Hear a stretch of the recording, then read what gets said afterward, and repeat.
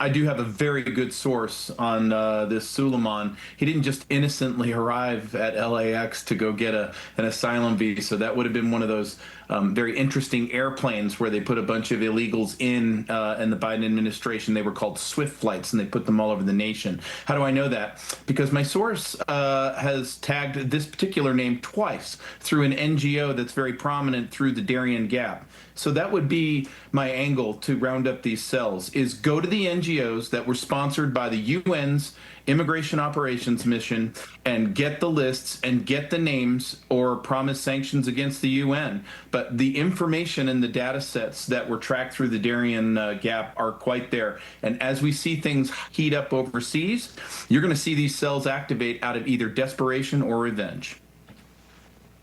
It's scary stuff. I mean, take a look at these pro-Hamas protesters interrupting the Secretary of the Navy, as we were just talking about earlier, John Phelan, at this National Security Forum in D.C. I mean, this is crazy. Just watch this.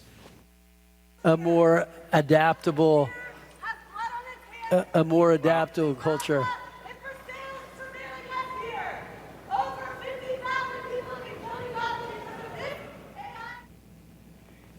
I mean, Mike, first of all, how could there be such a breakdown in security? How do they get up there on that stage so close to him? Well, that's clearly a failure of whatever security element was working that event. But I'm going to tell you this. We have to protect our high-level, high-profile government officials. They are prime targets for an attack. What's funny to me is those three ladies, I guarantee none of them spent time in the Middle East. If we sent them over to Gaza, they would change their tune real quick once they got a little experience on the ground and how they treat females over there. Oh, I guarantee you're right. Absolutely. Yeah. And it's Pride Month, and all the, queers for Gaza, I'm sure they would have a great time over there, too. The border czar, Tom Holman, is warning that America is at a major risk for a terrorist attack. So this is coming out of his mouth. He told one station that, quote, "I've been doing this for 40 years. It should scare the hell out of every American what the Biden administration did. Those 2 million known gotaways scares the hell out of me. So I am convinced something's coming unless we can find them." So, I mean, Blaine, Biden and the left, they just flung open the door to this country, right? Let everybody in.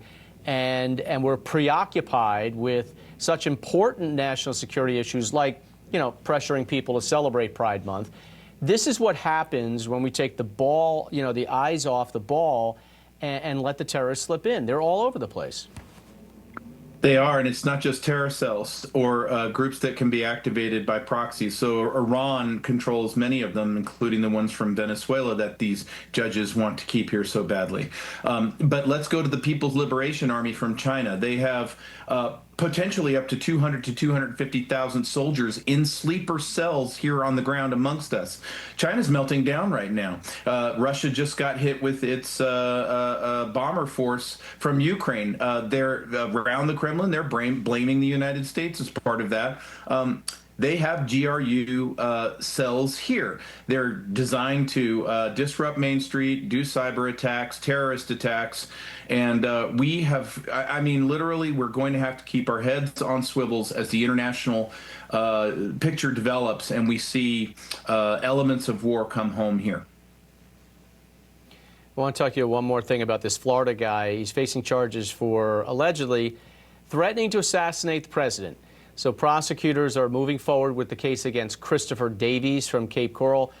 Davies wrote a letter to an official from the Charlotte Correctional Institute, which included the threat to kill or inflict harm on Trump's life, to kind of 86-47.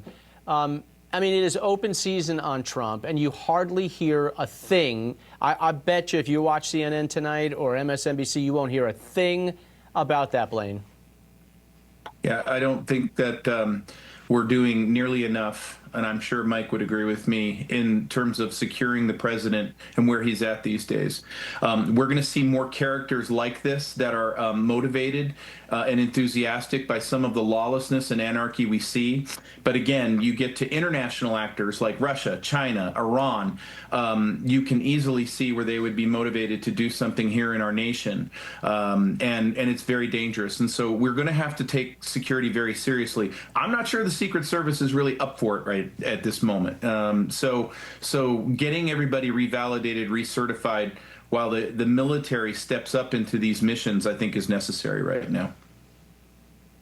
Blaine Holt, Mike Sorelli, good to see you guys. Good to see you. All right, still ahead, an update from our border correspondent as ICE agents face pressure from the White House to ramp up deportations. Your border briefing, it's on deck.